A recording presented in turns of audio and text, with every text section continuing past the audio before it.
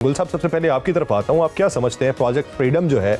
उसका ऐलान किया गया, 2 दिन के अंदर ही इतने वसाइल मुख्तस करने के बाद उससे हाथ उठा लिया गया और उसके नताइज भी कुछ नहीं निकले, तो ये फौजी वसाइल इतने इस्तेमाल करके वो जो पोस्चरिंग करनी थी अमेरिका ने, क्या वो उसमें कामयाब हो गया या फिर उसे ये लगा कि बेवक्त की रियाजत है, छोड़ ही दिया जाए तो बेहतर? बहुत बहुत शुक्रिया। देखें, अमेरिका इस किस्म की कोशिशें कर रहा है, ये तमाम चीजें ये साबित करती हैं कि एक अटर कंफ्यूजन अमेरिका के अंदर पाया जाता है, जिससे वादे नजर आ रहा है कि या तो उनके दफ्तर खारजा के अंदर भी कमजोरियां हैं और उनके महकमा दिफा के अंदर भी कमजोरियां हैं, और जो व्हाइट हाउस है उसके अंदर भी एक बेरब्त पाया जाता है, जिसकी वजह से ये आए दिन पॉलिसी की तब्दीली होना और उसके ऊपर एक दोबारा से थॉट प्रोसेस डेवलप होना, इससे उनकी साख को बहुत ज्यादा अंदरूनी तौर पर और बैरूनी तौर पर नुकसान पहुंच चुका है। पहुंच रहा तो दूर की बात हो गई है। अब जो इन्होंने फ्रीडम का बात की थी, उससे पहले आपको याद है कि ईरान ने शर्त रखी थी कि हमारा जो जहाज आपने अगवा किया है और जिसका बकायदा इंजन रूम को खोल के नाकारा बनाया गया और उसके 12 लोगों को, क्रू मेंबर को पकड़ लिया गया, वो पाकिस्तान के हवाले किए गए। इससे मतलब ये है कि बैकडोर चैनल जो हैं वो ओपन है। दूसरी जानिब जो है हम ये देखते हैं कि आबनाए हुर्मुज से भी बहरी जहाजों को गुजरने के लिए इजाजत दे दी गई। वो IARGC की जानिब से, जो पहले चिड़िया को भी गुजरने की इजाजत वहां नहीं दे रही थी। दिस शोज के एक कहीं आपस में एक अंडरस्टैंडिंग एक डेवलप हो रही है, और चाइना का विजिट जो है वो शायद इसी सिलसिले की एक कड़ी है, क्योंकि चाइना ने जाहिर है पीछे से जो हमेशा से वो ये बात करते आ रहे थे कि हमें गारंटीज चाहिए, और चाइना जो है वो रिलक्टेंट था गारंटी देने पे। लेकिन अब क्योंकि चाइना को ये समझ आ चुकी है बड़े वाज़े तौर पर कि अब जो हुर्मुज की बंदिश है वो असल में ईरान के लिए नहीं बल्कि चाइना के लिए की गई है, और यही वजह है कि उन्होंने कहा कि डोनाल्ड ट्रंप अगर वस्त मई के अंदर जब वो तशरीफ लाते हैं अगर बीजिंग, तो एयरफोर्स 1 की लैंडिंग से पहले मामला तो तय करने पड़ेंगे। और मेरा ख्याल है कि एक जो ड्राफ्ट है 1 पेजर वो शायद आ सकता है, और ये अगले 48 घंटे जो है ये बड़े अगले 48 घंटे जो है उसी के दौरान ही पाकिस्तान के अंदर फिर से ये जो महफिल है ये सजाए जाने के इम्कानात रोशन हो सकते हैं। गुल साहब, ये देखा जाए कि आबनाए हरमुज अगर खुल जाए, लेकिन फिर टोल टैक्स या सिक्योरिटी फी किसी हद तक वसूल करने दिया जाए, अमेरिका इस ज़िमन के अंदर छूट दे जाए कि ठीक है रिहैबिलिटेशन के लिए आप ये चीज़ें जो हैं वो उसका पैसा इधर से वसूल कर सकते हैं, तो इसका नुकसान अमेरिका को तो नहीं होना। अमेरिका ने तो वो पैसे नहीं देने, अमेरिका तो वो वाजिबात नहीं अदा कर रहा कि जो नुकसान उसने पहुंचाया, तो जो दीगर ममालिक वो वाजिबात अदा करेंगे उनका रिएक्शन क्या होगा और फिर पोस्चरिंग क्या होगी?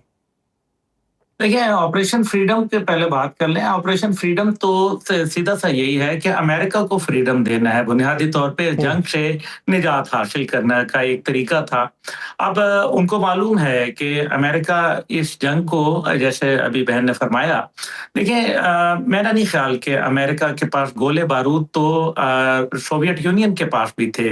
लेकिन वो क्यों कोलैप्स किया था? फिर उसके सबसे बड़ा आर्सनल था उनके पास न्यूक्लियर का, और सबसे बड़ी स्टैंडिंग आर्मी थी तकरीबन 35 लाख लोगों की, लेकिन उसको कोलैप्स होना पड़ गया था, और उसकी वजूहात बहुत सारी हैं। अमेरिका को इसलिए फर्क पड़ता है कि ये आबनाए हुर्मुज है, यहाँ उनको जो मुल्क में इन्वेस्ट करते हैं वो ममालिक यहाँ शामिल हैं, उनके एलाइज, अरब एलाइज जिसकी बुनियाद पे अमेरिका दुनिया का पैसा खींच के अमेरिका में ले आया है, पेट्रो डॉलर की तरफ उसने लोगों को रुझान बनाया, उसने अपने इन्वेस्टमेंट से जो है वो इन लोगों से करवाई, तो ये उनके खतरे में पड़ जाती है। अब जो जहां तक मैसेज है, देखिए अमेरिका कभी भी एक पैसा नहीं खर्च करता अपना, उसकी आदत है वो लोगों से लेके इधर का माल उधर कर देता है, वो भी उसमें अपना कट रख लेता है। इसलिए अब $270 बिलियन एक तखमीना उन्होंने दिया हुआ है, और वो ईरान ने कॉम्पनसेशन क्लॉज की बात की है, उसके अंदर वो हवाला जात देते हैं लॉकर बी केस के अंदर जो लिबिया के हवाले से हुआ था।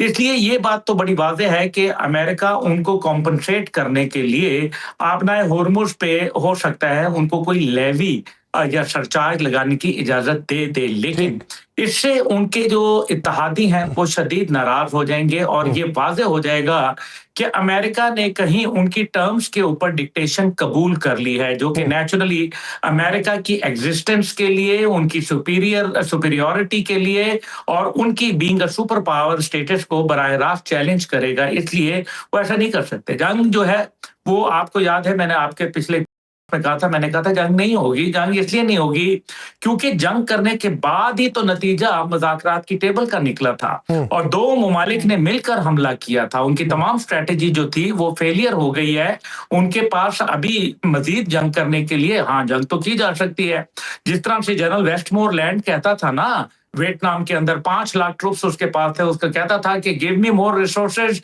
Give me more troops, I can win this war. लेकिन फिर ऐसा नहीं हुआ। फिर नतीजा उसका जो हुआ, अफगानिस्तान में भी जंग के मुतालिक यही कहा जाता था कि सेंटकॉम कहती थी कि लाओ हमें पैसा दे दो, हमें मजीद ट्रूप्स दे दो, हमें जो है वो इजाजत दे दो तमाम उस वेपन को इस्तेमाल करने की जो माजी के अंदर लोगों ने कहीं इस्तेमाल नहीं किए। इसलिए however, coming to back to the point, इससे जो उनके इत्तेहाद है वो कमजोर पड़ेगा। नतीजा ये होगा कि अमेरिका को एक ऐसा डिप्लोमेटिक चैलेंज सामने आएगा जो मेरे ख्याल में उसकी मईशत पे बराह रास्त डिप्लोमेटिक चैलेंज उसको